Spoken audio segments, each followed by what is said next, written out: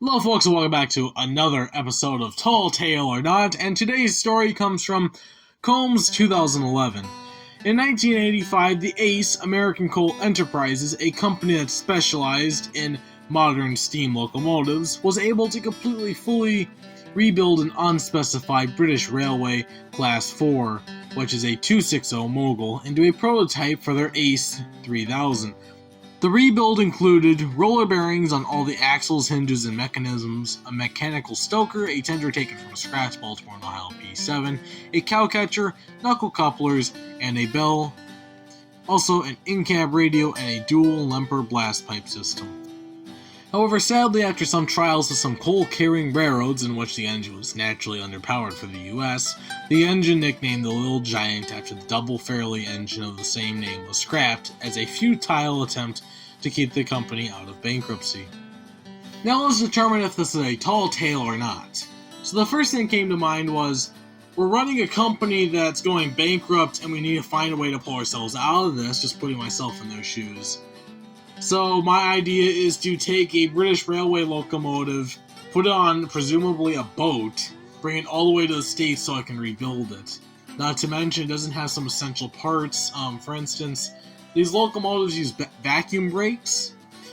We use air brakes, which means vacuum brakes sucks the air out of the line and air brakes puts air into the line, which means they don't have air compressors presumably.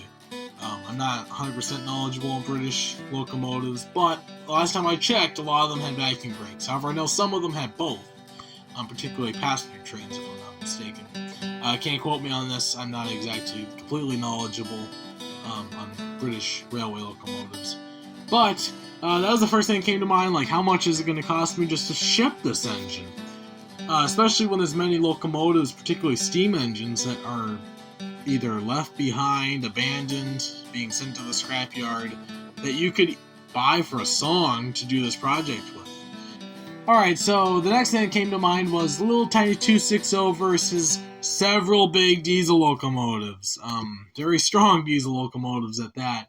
So I'm like, I don't really know how this is gonna all work. It's a little 260. What made them think it was gonna be stronger? Especially since before the dieselization came on the Norfolk and Western, they used big articulated Malley locomotives, sometimes 2 to 3 of them on a train to pull a coal drag up a hill. And it's like, yeah, that's what they had to do to move the train. And this little 260, I guarantee you, is not going to have the same power as a massive Malley. So if we have some technologies that we want to try to see if it makes the engine more efficient on a little 260 versus a big Malley, because it's cheaper to operate a little tiny steam engine than a big steam engine. It's easier to operate it, and it'd be great just to prove a concept. But an engine that you're going to send out to go work and do trial runs on railroads and see if they can pull the trains, a 260 is not the option. Big Malley is definitely the option, if not triplex. But anyway, folks, I'm going to say that this is a tall tale, simply because I just don't think it would be logical to do any of the things that they did. But I'm going to say that this locomotive was just as much of a fail as the triplex, because on one side of the fence, the triplex was so heavy it couldn't pull its own weight, and it didn't have enough steaming capacity because the firebox was inside the frame. But on the other side of the fence, we got a ACE 3000 that's so small that it works because it's not that heavy, so it can, do train things. But on the other hand, it was incapable of pulling the train that it was expected to pull. So, yeah, let me know down in the comments, what do you think? Triplex better than the ACE 3000 or vice versa? I'm not quite sure. But anyway, folks, now for the moment you've all been waiting for. Was last episode a tall tale or not? The answer is no, it was not a tall tale. Last episode was done on 244T, I believe it was from the New York Elevated, and the answer is yes, it was not a tall tale. It was actually sold to a logging company in North Carolina, and it was put on a highway, and basically it was in the way, and they put it up on jacks, and then they pulled it over with a pickup truck of sorts. Maybe not a pickup truck. Pickup trucks were a lot smaller back then. And they pulled it over into the ditch and paved the road right over it. But yeah, go check it out on Google or something, there's lots of different information on it, very mixed information, because they're pretty sure the engine's there, but they're not 100% sure, all by hearsay. But they're actually talking about digging it up to see if it's there, because if it is, it'd be the oldest steam locomotive in North Carolina. Anyway, folks, before we wrap up today's episode, I have a couple of little things, informational things about the series here. First of all, if you're new to the channel and you aren't quite sure what we're talking about or understand what this is all about, it's actually a game, and if you want the full instructions to how all this stuff works, I have a video that will be in the link in the description explaining everything.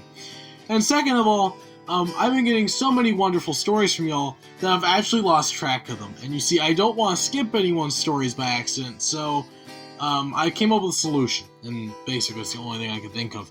So the way it'll work is you all will leave the stories just as you normally do.